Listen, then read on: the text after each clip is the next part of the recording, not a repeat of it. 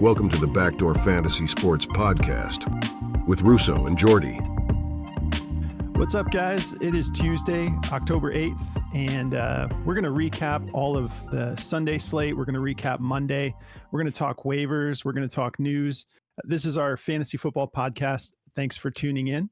Russo and Jordy with Backdoor Fantasy Sports. If you're new to the channel, make sure you subscribe, hit the notification bell, and leave us a like if you enjoy the content. Drop us a comment. If you have any fantasy football questions, any questions about props, just drop us a comment. We get back to everybody. And our normal show, at least like sort of our flagship show, is our picks videos, which we cover NBA, NFL. We got into some other sports in the summer like MLB, WNBA.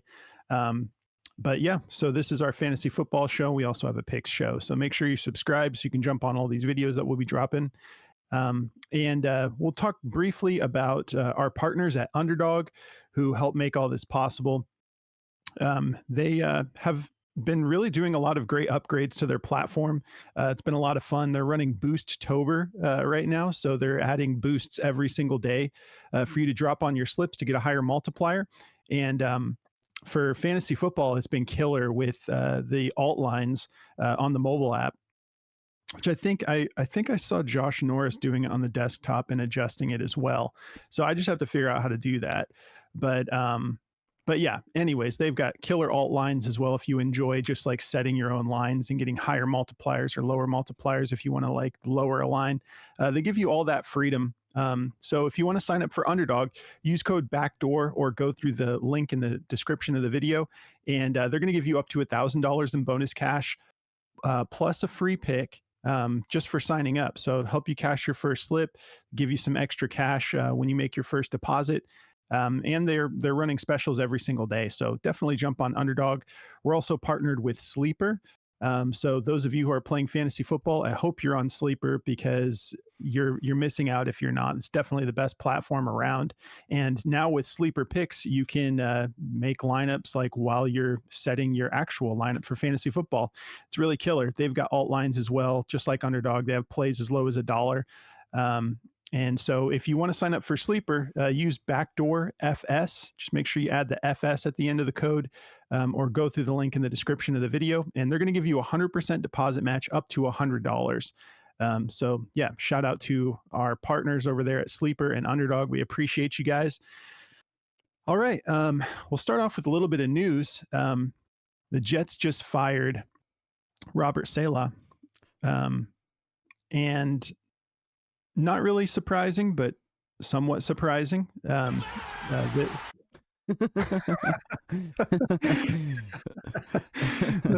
Somewhat surprising. This has kind of been a long time coming. You know, Rodgers was supposed to be the Messiah, and with how long they kept Zach, what's his last name? Zach Wilson. Zach Wilson. With how long they kept him. I mean, this team has been in contender mode, just minus a quarterback for a long time. And I understand the short leash, and we've talked about it many times on the show, but sometimes these coordinators that are killer at what they do, they are better off staying coordinators. Like Saleh was a killer defensive coordinator for the 49ers. Then he got the head coaching job, and the team just never...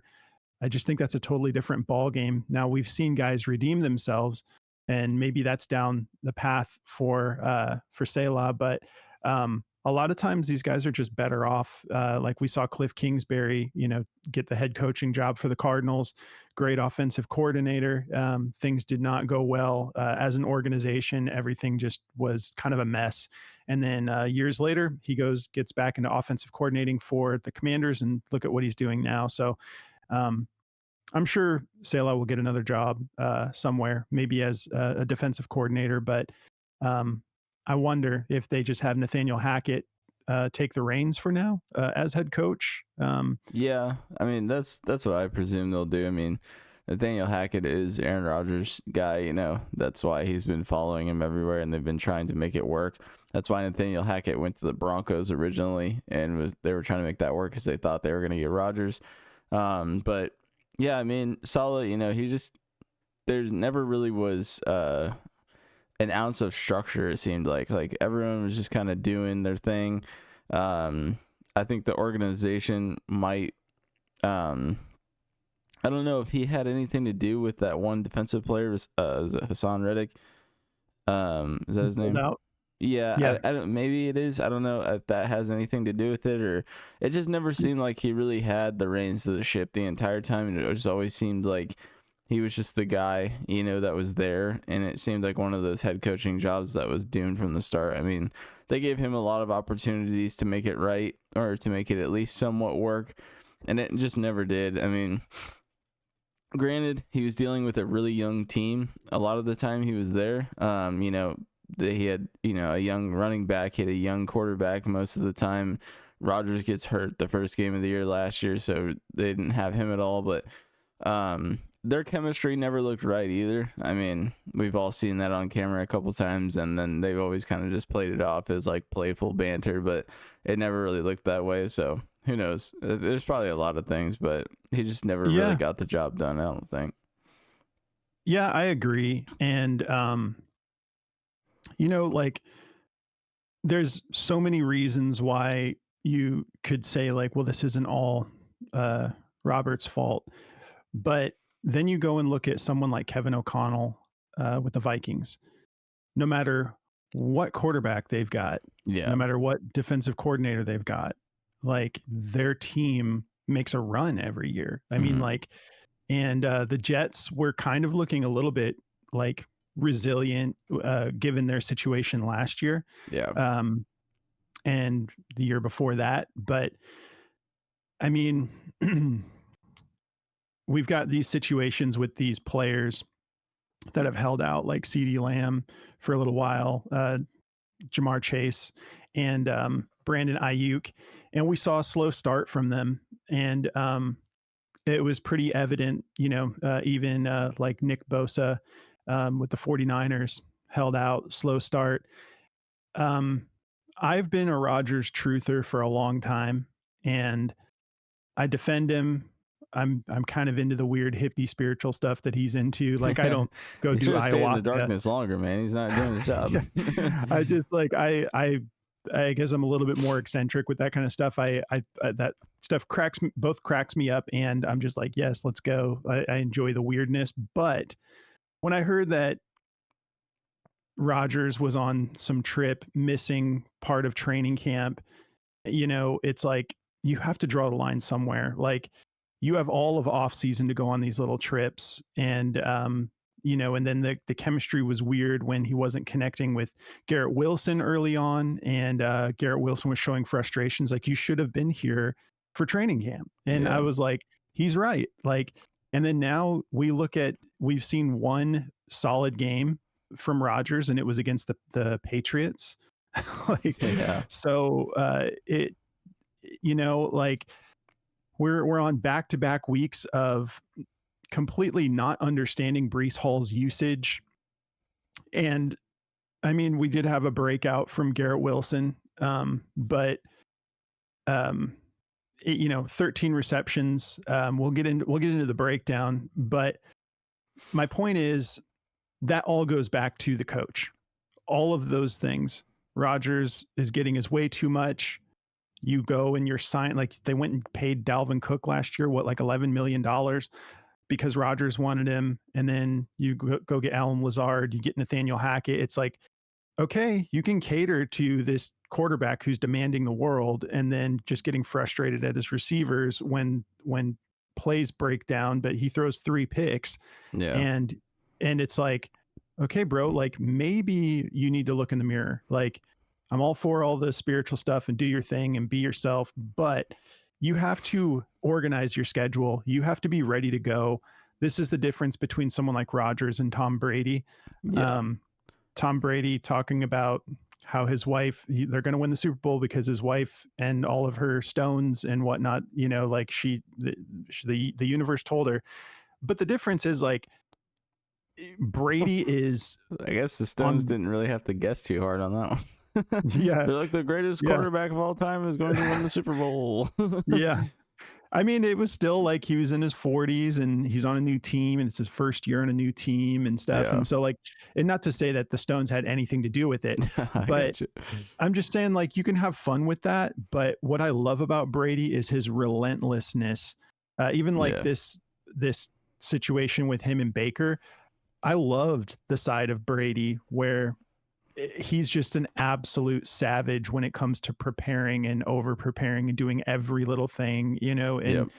he would not be missing any training camp for any reason. Yeah. Maybe he has in the past and I'm unaware, but I'm just saying the mentality and all of that goes back to the coach. At a certain point, you're the one in charge of this, Yeah. and you can let your quarterback make these decisions. You can trust that it's all going to be right, but here you are with a healthy Aaron Rodgers who has put up the same numbers through 5 weeks as Zach Wilson did last year. Literally, like they were 2-3. I think they had like, what was I just saw a stat yesterday. It was like I think it's something like 93 total points over 5 weeks. 2-3. It was literally identical to Zach Wilson. So Yeah. all right, well, and that happens. That's the problem that I've always had with Aaron Rodgers. It's like it's more apparent now because he's kind of getting his way and he's in that superstardom era, but he's just always been such a diva. And it's like now you're in a situation where he can be himself to the fullest and you have a coach who doesn't care. And I don't think that's going to change if they, this year at all. I think Nathaniel Hackett's only going to amplify that too if that is who they go with, because Nathaniel Hackett's Rodgers guy. He's never going to tell him right from wrong. But oh, he won't speak. He won't stand up to Rodgers. We've talked about it before. He's the new Matt Gase. Is that his name? Yeah. Adam Gase. Adam Gase. Adam Gase. Yeah.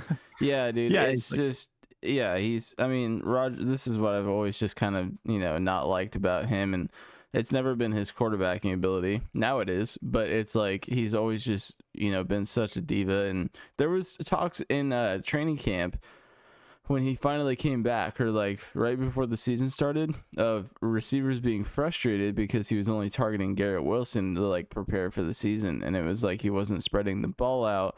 And it's like you look at someone like, we're using Brady here because you're talking about two of the best quarterbacks of all time, but it's like the dude never did not spread the ball out. I mean, when was the last time you had a receiver on your team? That was why Brady never, like the Patriots receivers never really held great dynasty value, because he spread the ball out so much.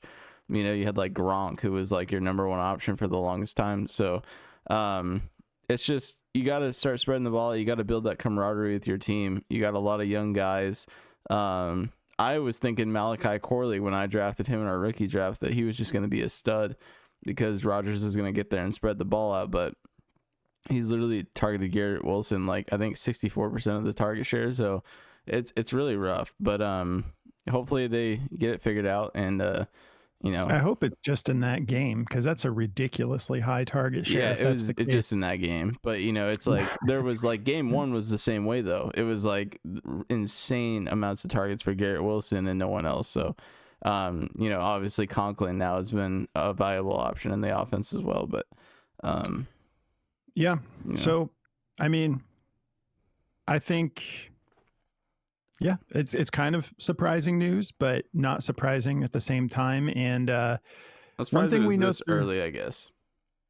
Yeah, and like one thing we know through 5 weeks is we still don't know enough about a lot of these teams. Some are, it's pretty clear, but we can start. We'll go over a little bit more news, and then we will start breaking down. I want to start with this Jets game because yeah, we're still learning a lot, which is what makes football fun. There's still a lot that we're getting more pieces to the puzzle of what these teams all actually look like. A little bit more news. Seems like things are trending up. They're talking about Christian McCaffery potentially having a week 7 return. Yeah. Which would be awesome. They desperately need him. I could see the reason for them kind of expediting. Not expediting, like they want him to be healthy, but they need him back ASAP, because Jordan Mason had a couple of good weeks and he's a solid runner. He's a great athlete, good running back, but he cannot do what Christian McCaffrey can do, and teams don't have to prepare for the 49ers the same way. Jordan Mason's not going to be lining up at wide receiver. No. And he's just, that's how good Christian McCaffrey is Jordan Mason's been solid as a running back, but Christian McCaffrey is just an absolute special player. We all know this. I know the viewers know this, but so yeah, hopefully he's back week 7, because we want to continue to see football be competitive. And this team, Brock Purdy's been playing great. Brandon Ayuk had a good week. But we'll get to that. Was there any other news that I'm forgetting?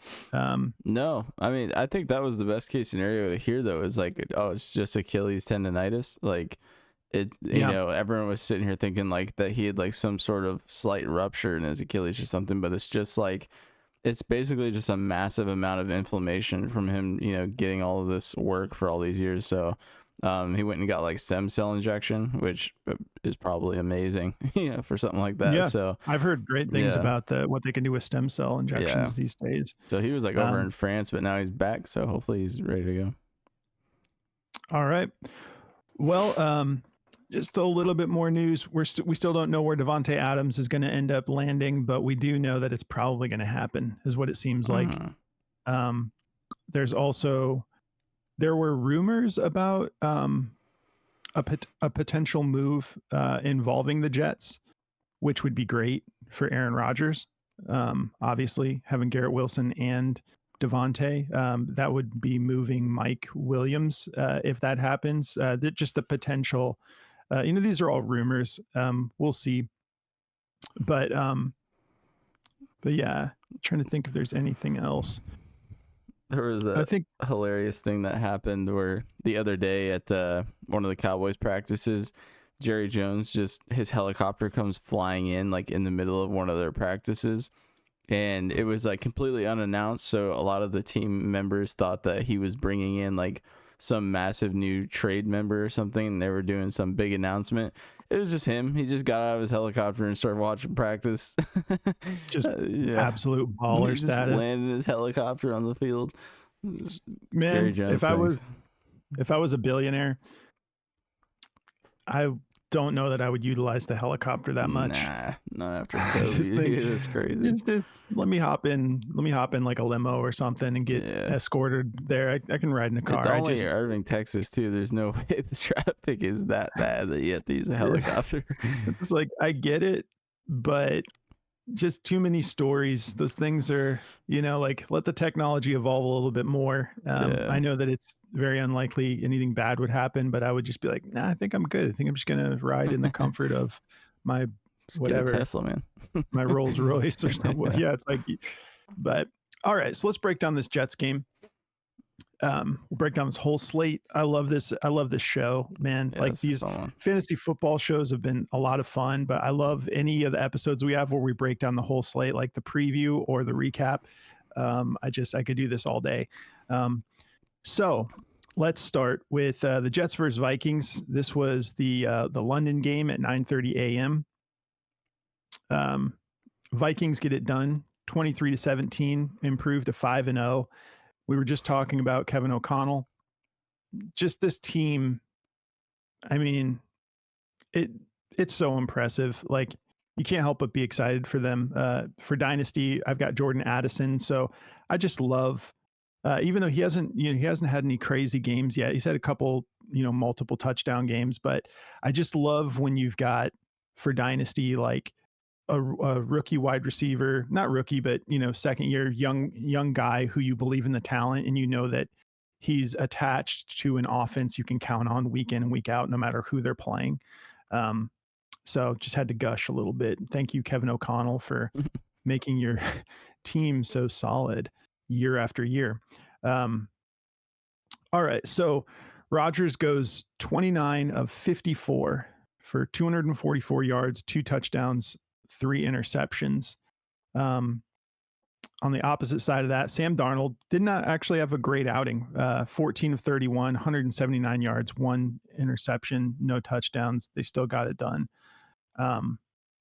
So we can talk a little bit about Garrett Wilson. 13 receptions, 101 yards, and a touchdown. Sounds like a great line. He had 22 targets.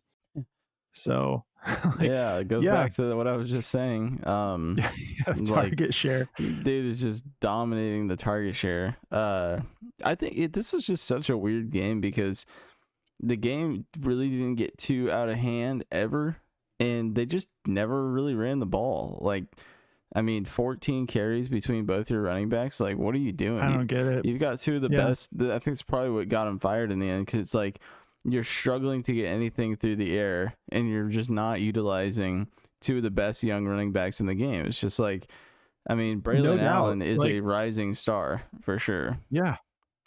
Yeah. So, I want to just pull this up because this is just mind boggling to me. Breece Hall, 2 weeks now, against Denver, 10 rush attempts, 69% of snaps, 10 rush attempts. Oh my God.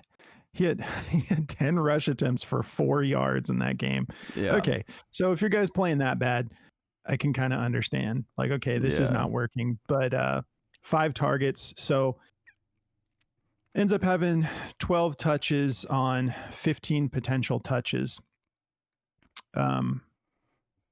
And they lost that game. And that was just they lost a game where Bo Nix, didn't he have under 100 yards or something like that? Yeah, it was something ridiculous. And he didn't have a passing touchdown that game either. And, it's I don't know. It's so weird because he's a, defensive minded coach, but, and the defense wasn't playing horrible. The offense has to put up points. The offense really isn't throwing them many bones here, but I mean, you're only throwing to 4 different wide receivers, so it's going to be pretty obvious who you're going to. I mean, Garrett Wilson, the ball is going his way no matter what, so it's there's just not much creativity at all. And that's whether that's play calling or just the ability of Aaron Rodgers right now. I don't really know what it is. I think it is definitely most likely just the play calling, but it's 3 interceptions is unacceptable no matter what you try to put, on this as a label. But man, I just think the Vikings defense is that good. They've got Pro Bowlers all over the place. Brian Flores has been absolutely this dude's putting on revenge. master classes, dude. Sorry, keep going. I didn't want to interrupt you. Oh, it's okay. I just think the biggest issue with the Jets right now is their offensive line. Their offensive line is so atrocious. Rodgers has 0 time. We all saw the hit he took in that game yesterday, and dude was doing a Fortnite crawl, off the sideline. So that was just, no one thought he was getting back up from that, and it looked horrible again. So they've got to get him some help. I don't even know where it starts, to be honest. I guess we'll just find out. Yeah, I thought that they addressed the O-line a little bit this year. Do they have some guys injured or something? I mean, I know they're doing fine at left tackle. I mean, they got Tyron Smith at left tackle. He's, Hall of Famer left tackle, but it just seems like, let's see here. He got sacked 3 times. They punted the ball 6 times. But there were 13 quarterback pressures. So, I mean, that's a lot. And I just don't understand. I don't understand in a game this close how you end the day with Rodgers with 54 attempts as if they're down by 80 points. It's 54 attempts. And then, like you mentioned, collectively, you have 14 rush attempts. You need to find a way to get this run game going. Yeah. And 14 as a collective, that would be, in my opinion, that's low for what they should be doing with Breece. And I know Braylon Allen's great, but Breece needs to be touching the ball 20 to 25 times a game. No exceptions, in my opinion. These running backs as a collective should be getting 30 to 35 carries per game minimum. You need to just hammer the rock. Even if you're getting 1 yard, you got to start wearing down the defense at some point where you can open up the air game. And if you don't have a run game, all they're going to do is drop back and just cover Rodgers. That's all they have to do. And if they're not getting anything with this run game, these guys aren't even stacking the box. The Vikings only stacked the box in like 5 plays that I've seen. So I'm like, it was just really bad. Yeah, like chop those attempts down by 14 for Rodgers, and he's still at 40 attempts in a game that they lost by 6 points. Yeah. But still at 40 attempts, and then you've got 14 extra carries to distribute on some run games, or on some run plays. And I apologize if we just sound like, whatever Monday morning quarterbacking type thing, like saying the obvious, but I just don't understand. Like Breece Hall needs to be like the engine to this offense, in my opinion, and then open up the pass game. And we've seen Breece, like even coming off the injury last year, dude ran like a 98. Remember that, like 98, like I think it was maybe even like 100 yards. They were like basically in the end zone, and he just breaks off a run for like all the way, takes it to the house. Like he needs reps. He needs to be touching the ball 25 times a game. Yeah. Well, what are we doing here? Last week, did the Seahawks shy away from running Kenneth Walker when they were down by like 14 points? Against the scariest run defense in the league. Yeah, no, they kept giving their guy the ball with confidence, and that boosts their confidence too, because it shows these guys, okay, even though we're down, they're still giving me my opportunities. But it's like you're just bailing out on one of the best parts of your offense. And last year, their quarterbacking situation was so bad that the running back situation looked great because they trusted these guys to get them their yards, and they won a lot of games just off their run game alone. So I think it was just a lot of a Saleh thing where it's like, okay, you're just not letting them do what they need to do. Maybe I think the offensive coordinator should have taken a lot of the blame too. But we'll see. Yeah, because Hackett is going to do whatever Rodgers wants, and Rodgers was probably just wanting to get the pass game going and getting frustrated, throwing picks and just continuing to pass and trying to come back and win this game. But like, I don't think it's going to get any better if it's Hackett taking over. I think it's going to look very similar. Yeah, I mean, we'll see. But I know that Breece is like most stud players, whether you're a wide receiver or a running back or a tight end, like these guys get into rhythm with reps. And give this dude a bunch of reps and let him unleash his capabilities. But all right, let's move on a little bit, not to the next game, but let's just talk a little bit about the rest of these guys. Justin Jefferson, 6 receptions, 92 yards, on 14 targets. Pretty boring game for offense. Yeah, Aaron Jones got hurt. Ty Chandler came in. He didn't look too great. 14 carries, 30 yards. Didn't he fumble the ball? Ty? Sounds familiar. Let's see. I was like trying to catch some of this game, but I was at church. It was like a pitch fumble though. Oh, they actually looks like they gave that to Sam Darnold. Yeah, because it was like a pitch and it like kind of ducked off his hands. So. All right, well, let's get into the next game. Enjoy sports betting and daily fantasy? Well, Daily Grind is here to help you beat the books. They make premium DFS tools that do all the work for you, comparing lines across just about every platform, looking for discrepancies for you to take advantage of. Start off your research with their DFS Optimizer, a tool that finds all the best plays and rates them with their odds to hit indicator. Or if you'd rather have them make your entire slip for you, they have you covered with their AI slip generator. They'll even notify you when a new slip is available. Go to dgfantasy.com and use code BACKDOOR. They will give you 25% off your first subscription all the way up to a year if you want. That's dgfantasy.com, code BACKDOOR. All right, so moving on, and I promise we won't take as long on all of these. There was just a lot to say about that game, especially with a firing right after that game. So Panthers, Bears. I don't want to take too long on this one, or not as long, but another situation where I just don't understand the play calling from the Panthers in this. Bears win 36-10. We've got Andy Dalton. This is like the opposite. Like you're down by a lot, pretty early on. I mean, the Bears put up 20 points in the second. So it was 27-7 to end the half. And Andy Dalton ends the game with 18 completions on 28 attempts. I was surprised. I know the Bears have ridiculous defense, and they're more of like they're like the opposite of a pass funnel. They're like a run funnel because they're so solid against wide receivers. But I think I don't understand like not finding ways to get Deontay Johnson the ball. I mean, I guess they kind of tried. They gave him 2 rush attempts, but I was pretty frustrated. Ends with 6 targets for 3 receptions. I thought that he should be at like 12 to 14 targets personally, especially in a game that you're down by that much.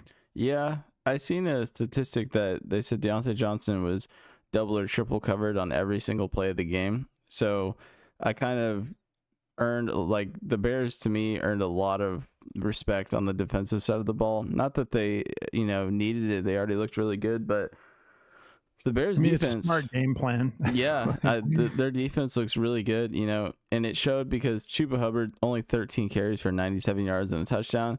If they would have just kept giving Chuba Hubbard more opportunities, I think he should have been at like 20 carries in this game, honestly, because it was like every time he touched the ball, it seemed like he was doing something significant with it. But yeah, I mean, it was just like a really, really tough game. They were pressuring Andy Dalton a lot. They brought the corner blitz on him a ton.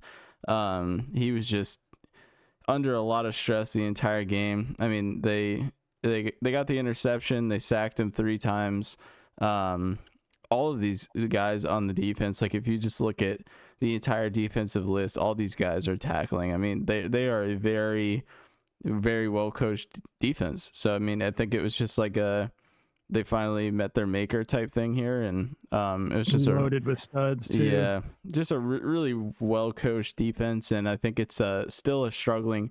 I mean, the Panthers plugging in Andy Dalton does not fix their situation. It just kind of puts a Band-Aid on a massive hole in their team. So it's like it helps. Andy Dalton will be fine.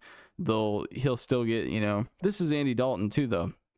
The dude will go for 300 to 400 yards in a game. The next game, he'll give you 175 and an interception. That's just kind of what you get with him. But, he played so good that we were like just expecting him to wheel and deal. But this is a very, very tough defense for sure. Yeah, it is. That's fair. And Caleb Williams looked great. 20 of 29, 304 yards, 2 touchdowns, no interceptions. Now, granted, this Panthers defense helped him look great. I mean, I was so disgusted at that first touchdown catch by DJ Moore, and I wasn't playing against DJ Moore in Dynasty or Fantasy, and I'm just like, we watched that, and it's like, okay, no defender within like 20 feet of him. That was just a completely blown coverage. And then he proceeds to just like jog his way past 2 Panther defenders. They didn't rush for him, that's for sure. Yeah, they just let him walk in. They're just like jogging and watching him and just looking like, oh, I'm like, what are you guys doing? Like, get after it, man. I was kind of impressed with Caleb Williams though, because he was going right at JC Horn, who's like one of the best cornerbacks in the league, and he was just throwing at him the entire game. I think that was. It almost looked like part of their game plan, like, let's wear JC Horn down, because they would do a lot of motions to get someone new on him every single time, and then they would target him and just get him really tired. So it looked like a really solid offensive approach from the Bears in this game.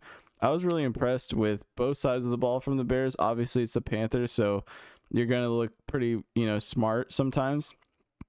But don't get it wrong. The Panthers have really, really good cornerbacks and safeties. Like, I think is something Jackson. I know they call him Dante Action Jackson is what his name is, and he's super good. I mean, last year this Panthers secondary was rated like number 2 in the league because they were not allowing anything in the air. Like all teams were doing is running all over them. This year, it's a little bit different. Obviously, they've got some new pieces and obviously a new defensive coordinator, I believe. So. But just a solid game plan from the Bears on both sides of the ball. They definitely looked a lot better. I gotta like give him props too, because I love talking a little bit of smack about Shane Waldron because of what he did to JSN last year. But this was a very balanced, efficient offense, even if they are playing the Panthers. Yeah. DeAndre Swift, 21 carries, 73 yards, and a touchdown. He's making us eat our words, man. He is. Yeah. 2 receptions for 47 yards. Solid game. Yeah, Roshan. Roshan's still in my taxi squad. I love seeing him like officially having the number 2 spot. And they're getting him involved. 10 carries, 25 yards, 2 touchdowns. He's kind of taken on this goal line back. So for Dynasty, if you've got Roshan, that dude is a pretty exciting prospect. I'm really happy to have him. And might not be the best time to try to go get him, but because of the regular work he's getting at RB2, but maybe you can, because Swift is definitively the one right now, 21 carries, and he's playing great. So if you have a chance to get Roshan low, I'm really excited for his future. Looking like a solid, he's a big running back, good pass catcher, great blocker, works great at the goal line. So yeah, so all right, let's move on. Let me go back here. Okay. Ravens Bengals. Wow. Yeah. What a game. They end up, oh my gosh, this was even higher than I thought. I've been saying they had ended up with a 71-point game total. This was 79. Yeah. Bro, and this over under was what, like 44, I think? Yeah. Something like that.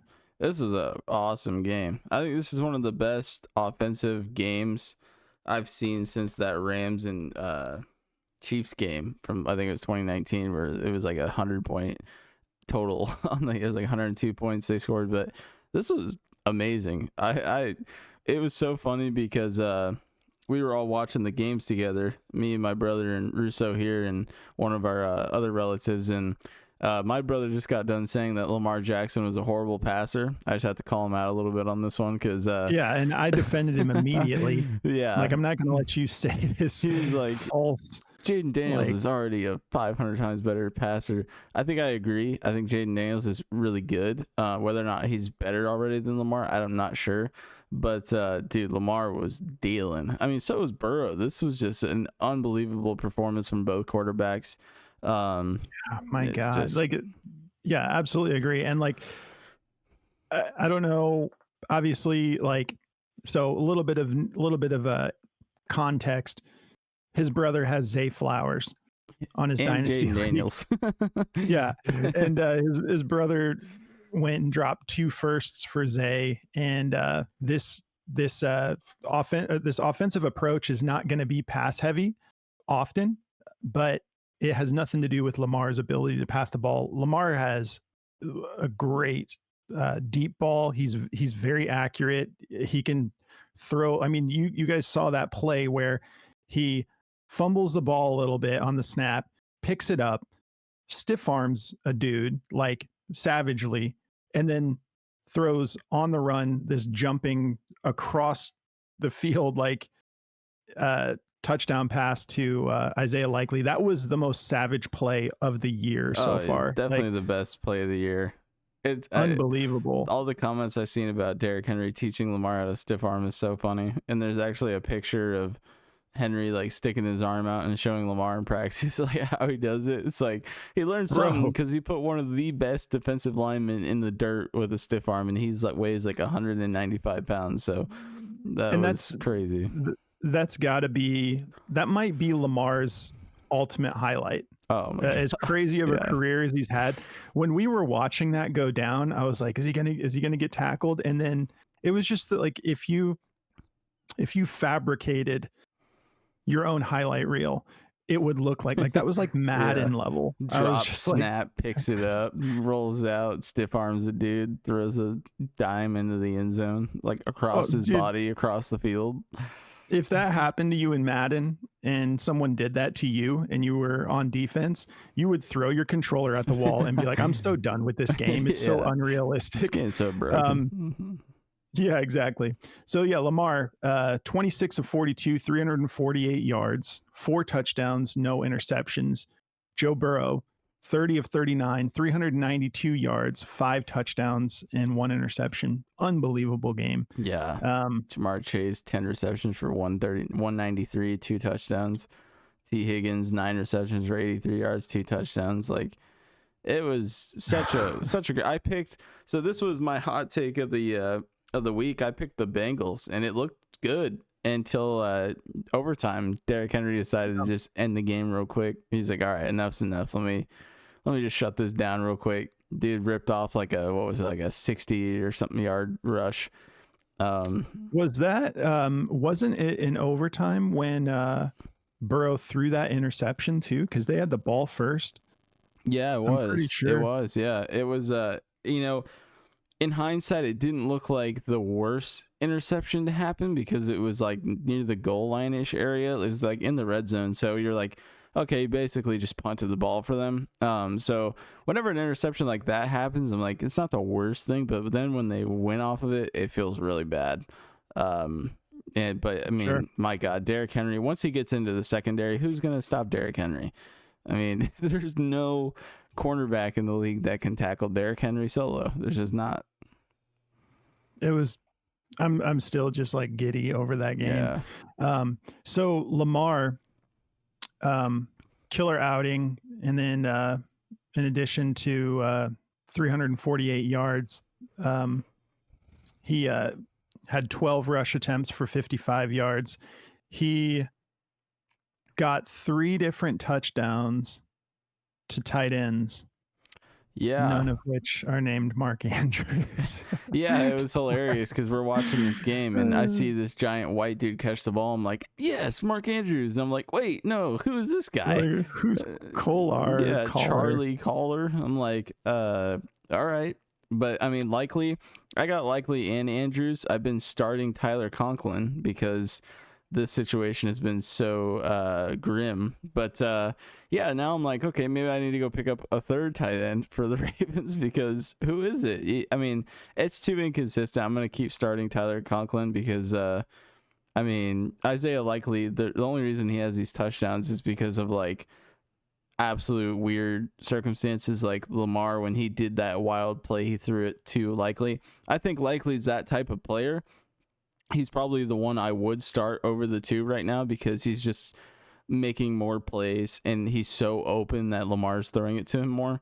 But Mark Andrews still just looks like he's got a trailer hooked onto him a little bit. He had to throw to a lot of people in this game because it was so chaotic. But yeah, Zay Flowers is definitely the, receiving piece to have right now, I think.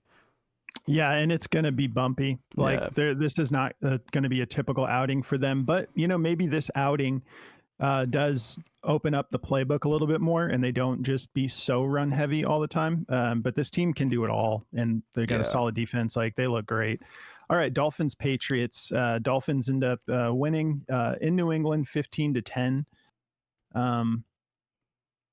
Just another, the two worst teams in the NFL playing each other. Yeah.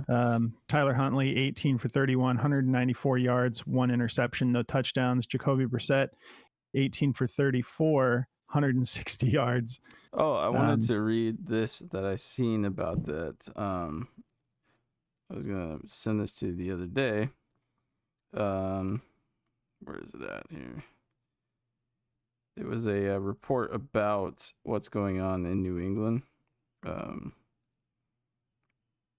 don't know if I can find it right now, but basically, they were saying that the coach after the game was saying, oh, here it is. This Adam Schefter shared this. It said a QB change could be coming soon to New England with rookie first round pick Drake May potentially starting against the Texans.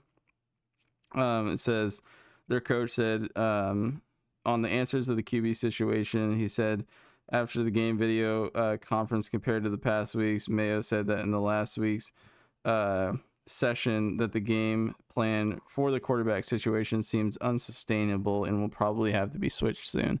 So if there's ever a time to do it, I mean, after this game, it looked pretty apparent that they need some sort of spark. We were talking about that yesterday while we were watching it. It's like they need to just go for it. Drake May, he's just going to have to learn quick. It's an unfortunate situation because you want to protect your rookie, but if the kid's a winner, he's going to be a winner, and that's what they need right now. Yeah, and at this point, it's kind of like, as far as like, a lot of times they don't want to do something like that because you don't want to kill the confidence of a rookie and have him questioning himself. But I think that we're deep enough into the season where we've seen Jacoby Brissett struggling for 5 weeks now, and so now Drake May should know, like, okay, they're putting me into a difficult situation. Jacoby Brissett was struggling too. So if he does get out there and it's not great, it's not much of an improvement, he's not going to be blaming himself. It's like, okay, this is just the situation I'm in. We did have Devon Achane leave the game.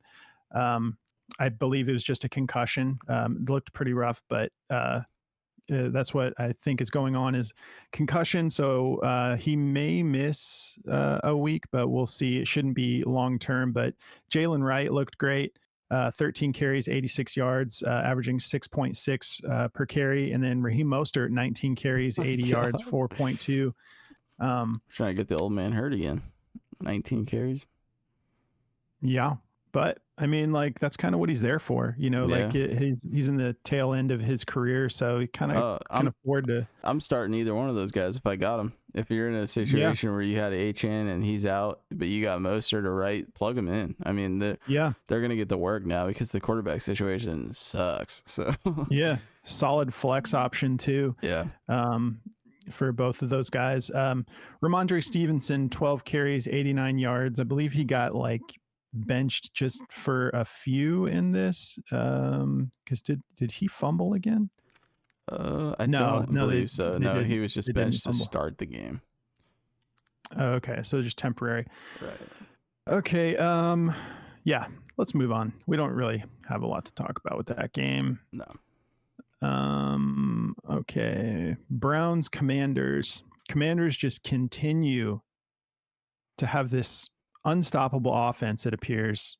It's unbelievable. 34-13. Just, I mean, I don't know what else to say other than, like, I know Jaden Daniels is great. He's having a better year than CJ Stroud had in his rookie year so far. But I've got to just sing some praises to Cliff Kingsbury. That dude is on a different level this year with his play calling, bro. Yeah. And they're doing so much no huddle, which is what they said they would be doing. But it's really tough for these defenses to adjust when they're getting so many plays per game. I believe they're leading the NFL in plays per game and pace of play. Jaden Daniels, 14 of 25, 238 yards, a touchdown, an interception, 11 carries, 82 yards. Yeah. My gosh. They picked the perfect quarterback for this no huddle situation because Jaden Daniels is like an impatient playmaker. Like, saying that, I mean, like, sorry, one sec. Your audio's sounding weird. Yeah, yours cut out for a second too. Did you get your the connection? Is that good to go now? It should be fine. I mean, sounds good. Yeah. It could have been on my end because my Wi-Fi was accidentally on. Okay. So I turned it off, so it's just hardwired. Cool.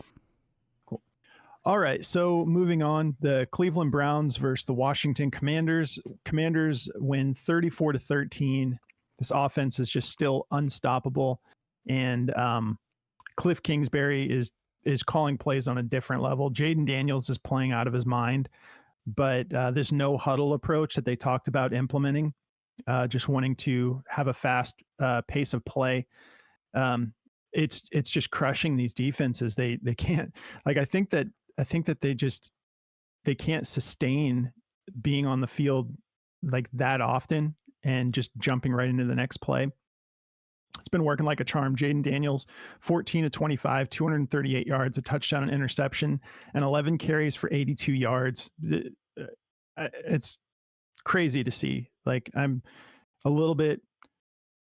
having some jealousy issues with your brother for going and getting Jaden Daniels. And Oh man, I've heard enough about Jaden Daniels from him and one of our other relatives, Chris, who also has him in a dynasty type league. I see my brother all the time, and I hear from the other relative all the time. So all I'm getting all day long is Jaden Daniels talk. He's amazing. I mean, they drafted the perfect guy for this situation.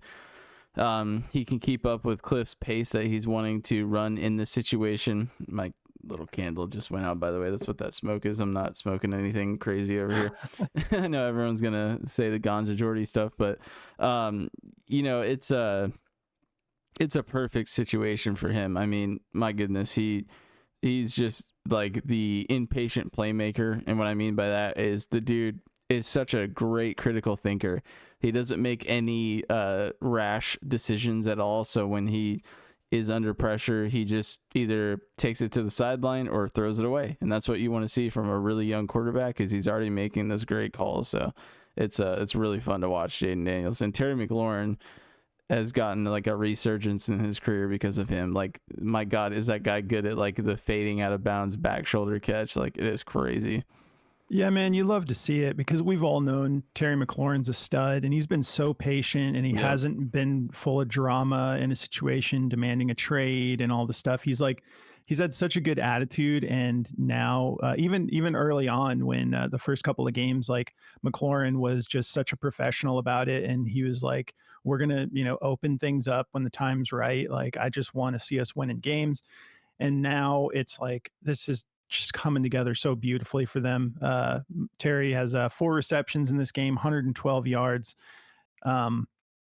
It's just looking amazing. And then on the other side of the ball, you got Deshaun Watson, 15 of 28, 125 yards and a touchdown. And did you see that play where Kevin Stefanski clearly wanted to go for it on 4th and 1, and they end up having to expend a timeout because, or did they get a delay a game? I think I don't remember. They called the timeout right at the last second, I think. Yeah, and Stefanski was giving him the indication, we're going for it, 4th and 1, and Deshaun has the arrogance to just start walking back and just checking himself out. Yeah, like, bro, this is the sorry, man, this is just the recipe to really make you hated by sports fans. Like, you don't do that, man. Like, how arrogant for you to not just, like, your coach is saying, go for it. You don't look like you even want to play football. And he doesn't, he's just out there to collect his guaranteed 230 million or whatever they gave him. Yeah, dude. That's what I was saying yesterday. I was like, I think we see Deshaun Watson retire after he gets his money locked in, because the dude just looks completely heartless. Like, he doesn't, you watch both sides of the ball here, and it's like Jaden Daniels looks like what you used to look like, man. Like, hungry young dog, runs the football hard, like, very smart. Like, people used to call Deshaun Watson like the Michael Jordan-ish type quarterback in the NFL, because he was such a playmaker and a dog out there. And ever since he's been back, he's just been, I mean, a little tense. I don't think the massage has helped him out. He's been a little tense. No, but I mean, it's gross. It's the biggest blunder contract wise that I've ever seen. Big mistake going and getting him.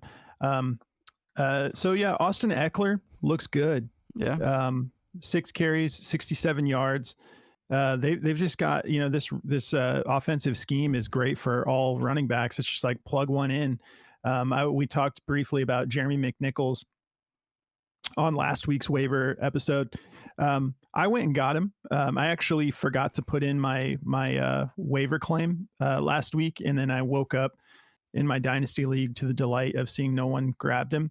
So I thought he was younger than he is. He's like 28 years old. So I know that that's not like as exciting for dynasty in the sense of like, sweet, I got this young guy who's going to eventually get his chance. But the next week, like for short term, like I would go grab him if he's on your waivers or like in the waiver pool for dynasty, especially.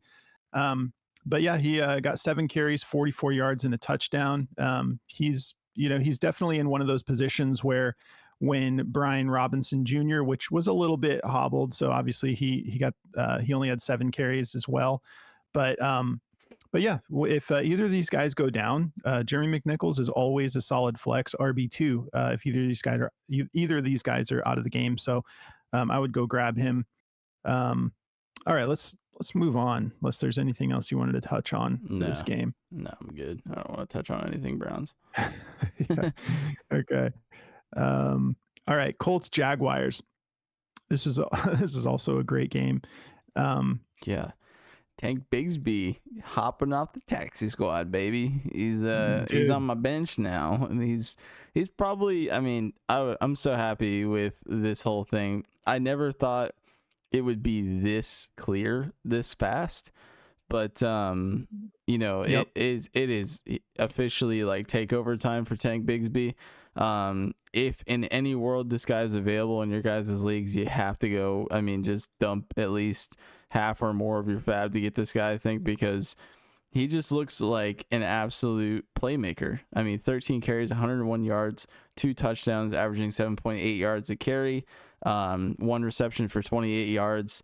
And then you got Travis Etienne, 6 carries for 17 yards. And did he fumble in that game? I couldn't remember. Maybe I'm adding on to how bad he played, but no, he popped his shoulder out. That's right. So he came to the sideline, popped his shoulder back in, and then Tank just kind of took over from there. And what a perfect name to name your child who is going to be an NFL player, Tank Bigsby, because that dude is a literal tank.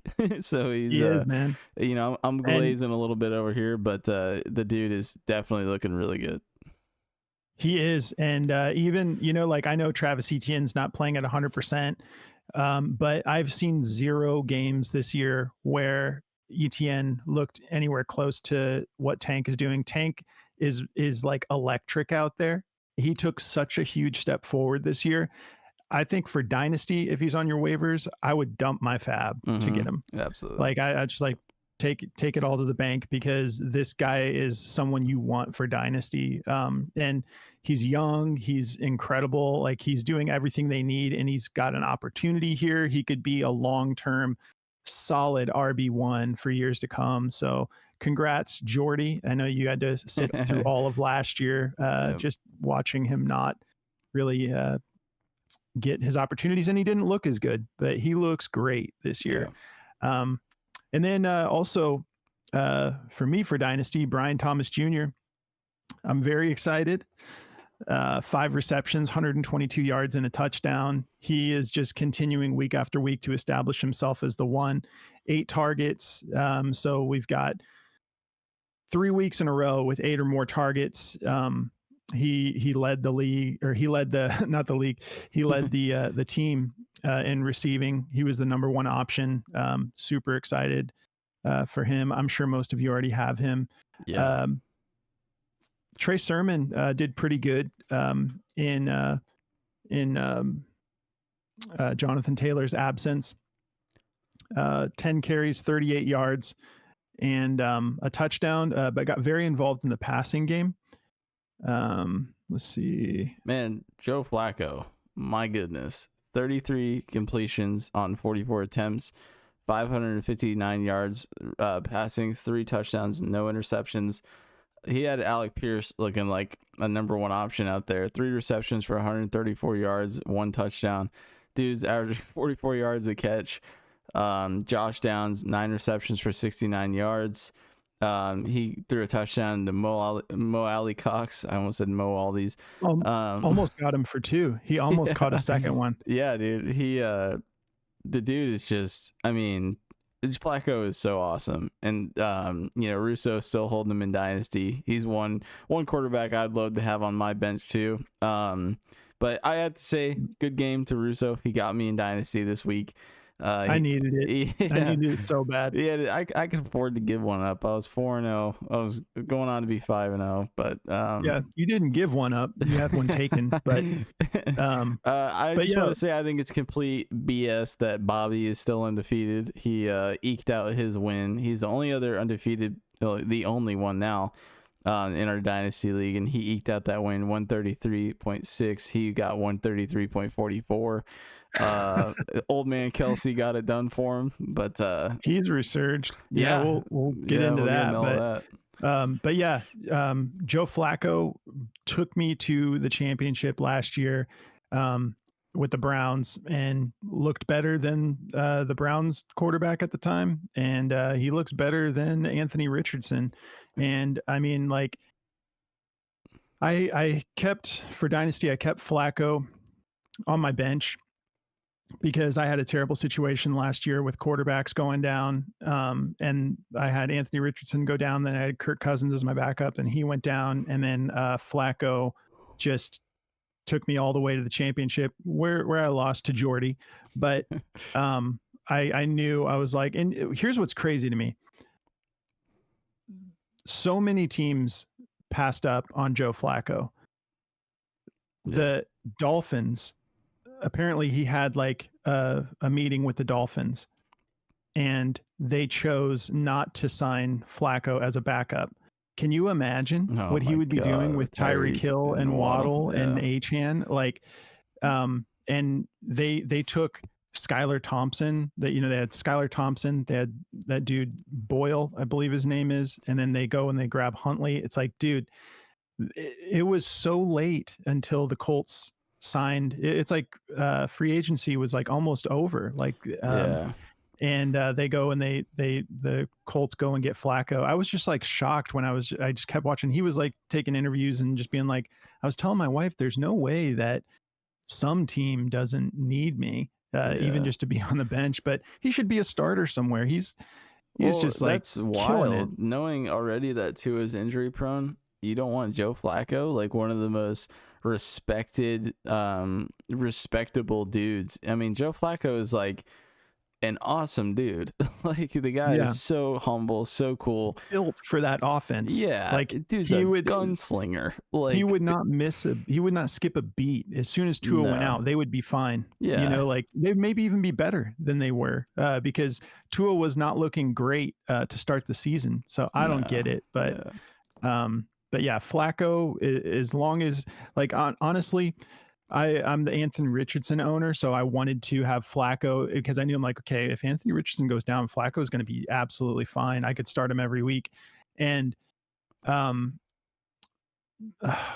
losing my train of thought. But yeah, so with Richardson, I don't know how long before he's back, but if I'm honest, I would love to see Flacco just keep the starting position and let Richardson play behind him. Because I think it is actually really good for these young quarterbacks. Like, look at Jordan Love. Look at what he is doing after he played behind Rodgers, and look at Patrick Mahomes, who played. I think it would be a good idea to let Richardson rest up until JT's healthy, because the RPO is just so good with those two when they're both healthy. So I feel like that would be a good situation. But man, how do you sit Flacco when he's just on fire like this? Like, I think it's going to be one of those things where Flacco is just shooting until he doesn't have a job anymore, where he finally like fizzles out. But yeah, it looks awesome. Flacco's a stud. Yeah, and just overall as a team, I would take Flacco's upside over the rushing upside with Richardson, even with Jonathan Taylor in. Yeah. Because he was dishing it out to his running backs too. Trey Sermon, 6 receptions, 25 yards. Tyler Goodson, 3 receptions. So yeah, we'll see how this plays out, but my gosh, the Colts look way better with Flacco in there. Let's talk about why you should be using Chalkboard, the daily fantasy platform that runs specials every day of the week. Build plays for as low as $1 and enjoy the wide variety of alt lines. The higher the line, the higher the payout. It's that simple. Once you've made your picks, you can go whole hog with their max cash option or insure yourself with their shield play option. Download Chalkboard on your Apple or Android device and use code BACKDOOR for a 100% deposit match. All right, James Cook, 20 carries, 82 yards and a touchdown. What's crazy, but back to Josh Allen, his average pass was 4.4 yards. That's pretty wild. That was a really bad outing. Yeah. But yeah, James Cook, I mean, this was close. And it also, I don't think it would have been as close. We had Nico Collins with that incredible touchdown, and then just pulled a hammy, Yeah. probably because he was just going insanely fast. I think he just over revved his motor a little bit, got all that separation. Dude had that cookout uncle speed where he's like, watch this, and then burned the whole defense and pulled his hammy like in the meantime. And I really needed him, so that was unfortunate. I was like, okay, we're off to a good start against Russo here. I'm starting Nico, 2 plays, 78 yards, 1 touchdown.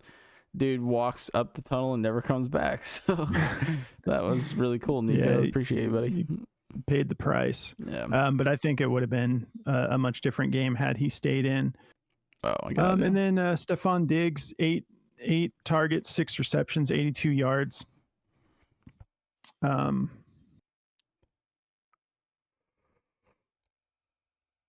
Yeah. So are you talking about just the wide receivers alone? Right. Okay, yeah. James Cook had 17 receiving yards. Ray Davis, 4. Kincaid. Why aren't they getting Kincaid involved?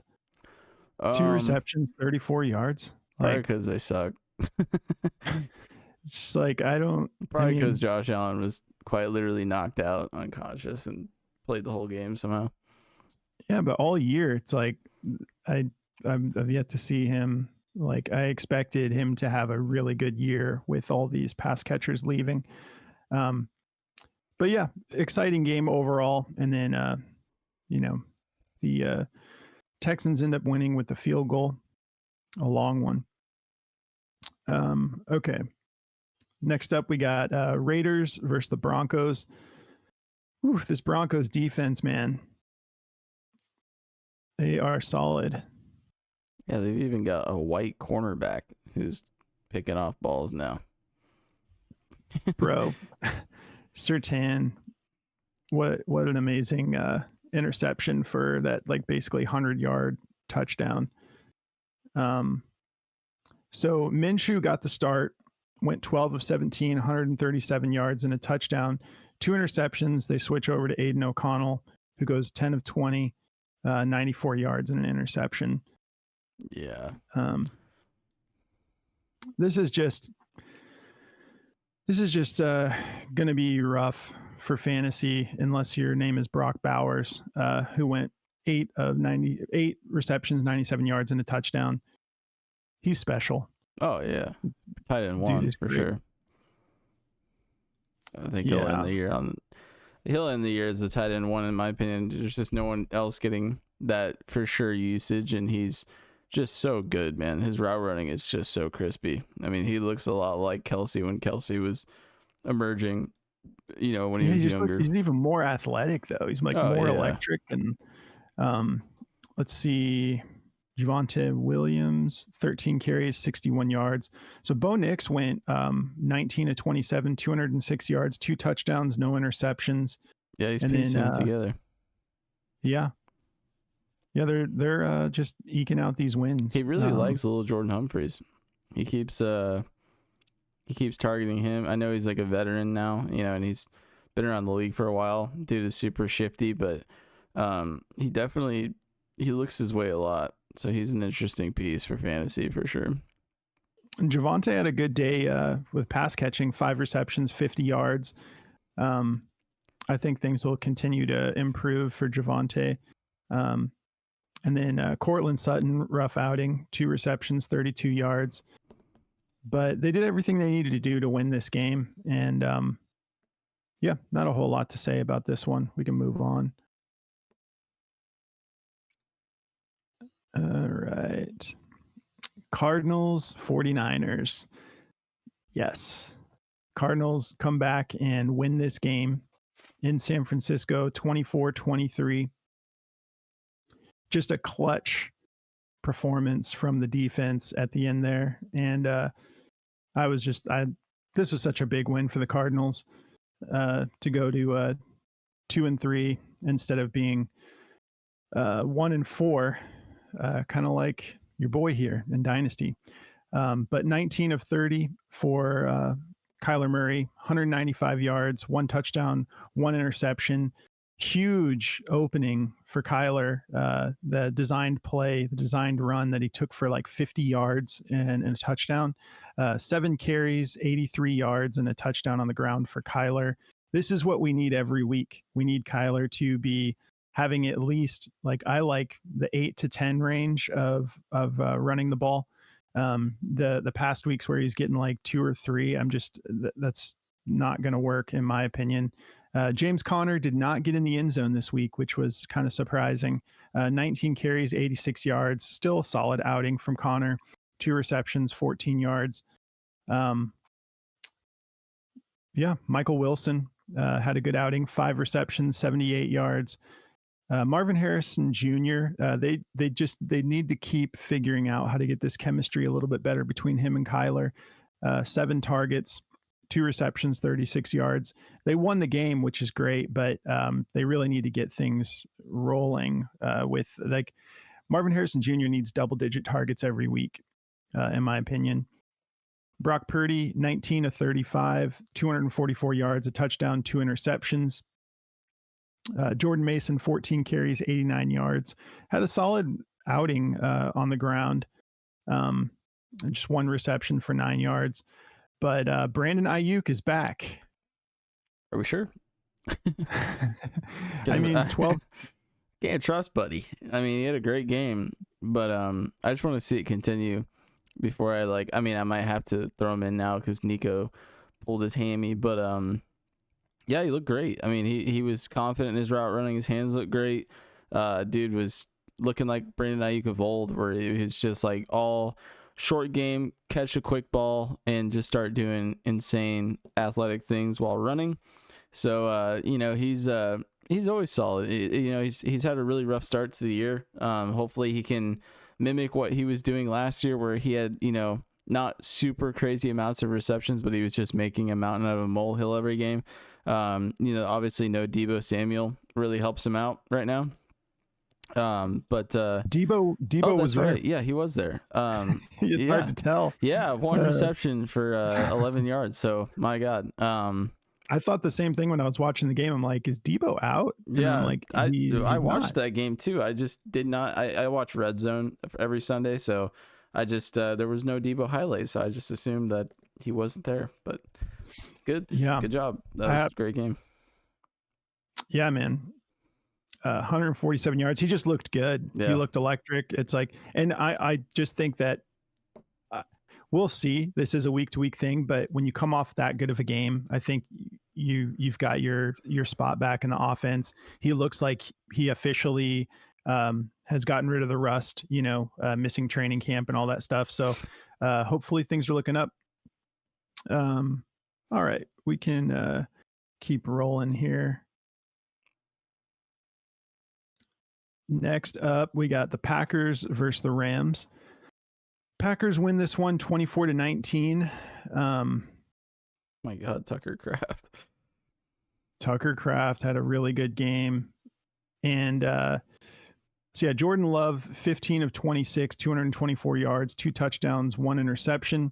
Stafford, 29 of 45, 260 yards, 1 touchdown, 1 interception. I want to talk a little bit about Dontavian Wicks because I'm starting to get this worried feeling a little bit. I was expecting him to go off in this game. What I saw was a little bit of QJ, a little bit of Quentin Johnston type. It's like, please don't be Quentin Johnston. Like, the dude was having a lot of trouble catching the ball, and that's kind of been a thing off and on with him this year. 7 targets, 2 receptions, 20 yards. Needs to clean that up because he's just too good of a talent, in my opinion. He led the league he led the team in targets. Yeah, and so he had all the opportunities, but we saw that in the Sao Paulo game. Didn't have a bunch of targets, but had some just dimes from Jordan Love that he could not catch. And so I really I don't want to believe it, but that's the first thing I started thinking about when I was watching that game. I was like, that's looking a little Quentin Johnston-y. Yeah, I hope put some that's not the respect on case. his name. He's been catching balls fine. But it's a good comparison. Yeah, for sure. All the athletic capabilities, but yeah, the drops were murdering him. But my God, Tucker Kraft, 4 receptions, 88 yards, 2 touchdowns. That's a big game for tight And those end, right? were earned touchdowns, man. Like he's looking really good. He's definitely going to be a waiver wire ad. Jaden Reed, 4 receptions, 78 yards. I was expecting both him and Dontavian Wicks to have bigger games, especially with Romeo Doubs out. Romeo Doubs gets suspended. He's frustrated that he's not getting enough targets, and he just missed practice on his own will, like 2 different practices. And it's like, this is not the way to do it, man. What are you doing here? Like, LaFleur's not gonna like that's not how you go at LaFleur. Yeah. He's got plenty of talent in his wide receiver room. Is Christian Watson hurt right now? Yeah, Christian Watson was out this game. Man, that's so unfortunate. That's gonna plague his whole career. Yeah, dude, he just can't stay healthy. Yeah. Josh Jacobs, solid outing, 19 carries, 73 yards, and a touchdown. I was expecting this game to be higher scoring, but Packers still got it done. But yeah, let's see. Kyron, 22 carries, 102 yards, and a touchdown. Blake Corum, 5 carries, 25 yards. Let's see. Yeah, not really too much to talk about. Jordan Whittington, solid outing, 10 targets, 7 receptions, 89 yards, and Tutu Atwell, 6 receptions, 58 yards. Colby Parkinson looked pretty solid. He didn't get into the end zone, but 13 targets, 7 receptions, 52 yards. We'll see how this goes, but I thought he looked pretty solid. There were even a couple plays where he almost got in the end zone. I think there was a play that maybe got called back. There was a flag, if I'm not mistaken, or it was just close and he dropped it. But yeah, we'll continue to see how things pan out. Apparently they're eyeing week 7 for Cooper Kupp as well, which would be great. Getting him back will be huge for them. All right, Giants Seahawks. The Giants looked really good. They go into Seattle. They win this game 29-20. If you watch the game, they were controlling this game too. Their defense showed up. They were without Malik Neighbors. They were without Devin Singletary, and it was very impressive. Good job, Giants. Daniel Jones, 23 of 34, 257 yards, 2 touchdowns, no interceptions. Geno Smith, 28 for 40, 284 yards, 1 touchdown. But the defensive approach was great for this game. Tyrone Tracy looked amazing. He looked like he should be the RB1. I agree. 18 carries, 129 yards. Yeah, Jordy has been on the Tracy hype for like well before we had our rookie draft. And man, did he look good. A little bit of a slow start. You know, Eric Gray kind of started the game. Eric Gray didn't look bad either when he started. Then he decided to quite literally throw the ball into the end zone. Bro, that was so hilarious because it was like he was trying so hard. They kept running the ball, and I was just trolling Jordy when we were watching this. I was like, Eric Gray's the RB1, like it looks good. He did look good in the pass game, 3 receptions, 50 yards. But man, once Tracy got comfortable, he looked awesome. He looked much better than Devin Singletary. And you got to wonder if Singletary ends up missing another game, which I guess he was close to playing this week, but I mean, that was a pretty convincing outing. I think this is going to be at least a 50-50 timeshare. You got to give Tracy more touches. You just have to. But I really hope he gets to start next week because I'm not going to have Kyron Williams next week. So I really need Tracy for sure. Yeah, and if he does get another start, has another game like this, I just wish teams were a little bit more decisive about like, all right, we're going with the hot hand. He's going to be starting now. Yeah. But yeah, I mean, on the defensive side though, Kenneth Walker 5 carries for 19 yards. Yeah. Just unbelievable. Geno Smith 4 carries, 72 yards. But they just strapped them up. My gosh, Kenneth Walker had 7 receptions for 57 yards. That's pretty solid. Yeah. But yeah, DK, 7 targets, 4 receptions, 55 yards.